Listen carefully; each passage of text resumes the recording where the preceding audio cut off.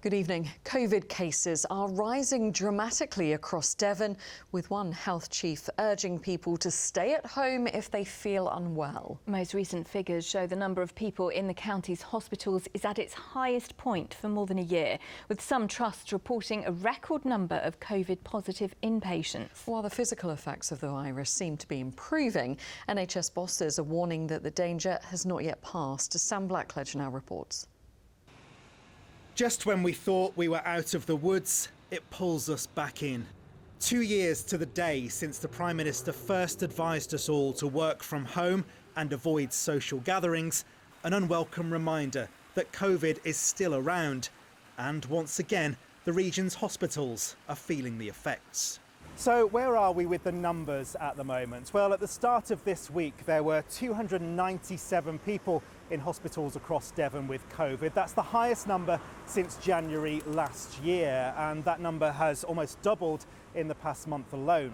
But there is some good news. Although cases are going up and the number of people testing positive in hospitals is rising, they don't seem to be getting as ill as they once were.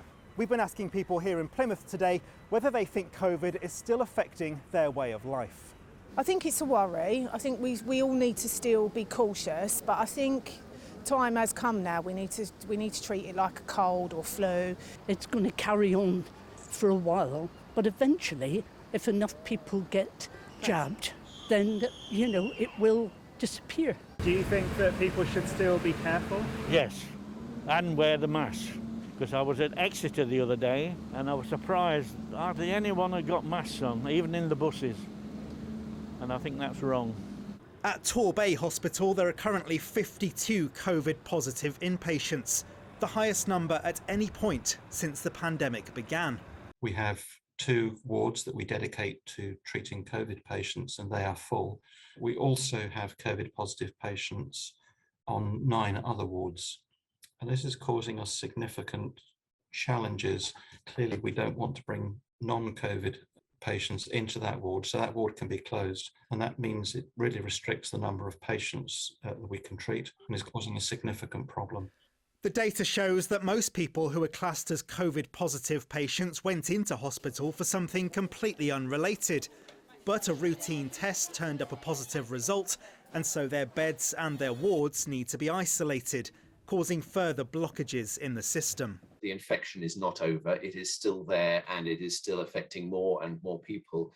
I would be wary if we started talking about it being over. I think we still need people to be sensible.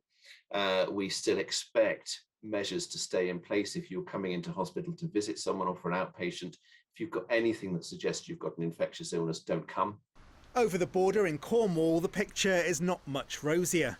The Royal Cornwall Hospital has stopped all ward visits, while 55 care homes across the county are not taking any new residents. The region's health and social care system is clearly still under a lot of pressure. Sam Blackledge, ITV News. Well, Sam is outside Torbay Hospital this evening. Sam, we've just heard numbers that are a record high in Devon. How is the rest of the region faring? Well, we've been here before, of course, haven't we? It feels a bit like Groundhog Day, but the numbers are soaring all across the region. We've got the very latest figures for you here, which came through a short time ago. They show case rates in Devon, Plymouth and Torbay around 750 per 100,000 people. That's well above the England average. North Somerset at 692 per 100,000. South Somerset up at 930 per 100,000. These are huge figures for what we've seen recently, and it's led to a sharp increase in the number of staff absent from work. So this evening there is still a major concern about not so much the impact it's having on individual people's health, but the impact on the pressure on places like this within the NHS. OK, Sam Blackledge at Torbay Hospital, thank you.